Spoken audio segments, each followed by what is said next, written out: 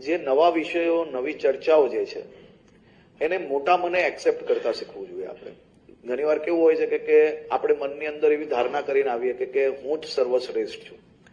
તો જ્યારે એ ધારણા કરીને તમે જો બેસશો અહીંયા તો 2 દિવસની અંદર કોઈ બી વસ્તુ તમે એક્સેપ્ટ નહીં કરી શકશો. મારી આપને વિનંતી છે કે બધા જ બેસ્ટ ઓફિસર્સ છે, પરંતુ તમામ લોકો એક જેવી પરિસ્થિતિઓનો સામનો નથી કરી શક્યા.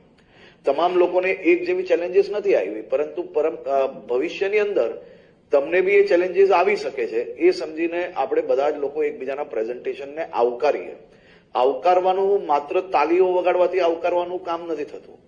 આવકારવાનું મન ખુલ્લું રાખવું પડશે, ઈગો બહાર મૂકીને આવવો પડશે. ત્યારે જ આપણે કોઈ જુનિયર ઓફિસર અહીંયા કંઈક સારું કામ કર્યું હશે તો સામને સેરેમોનિયલ તાલીઓ વગાડીને ખાલી એ કામગીરી પૂર્ણ નહીં થશે.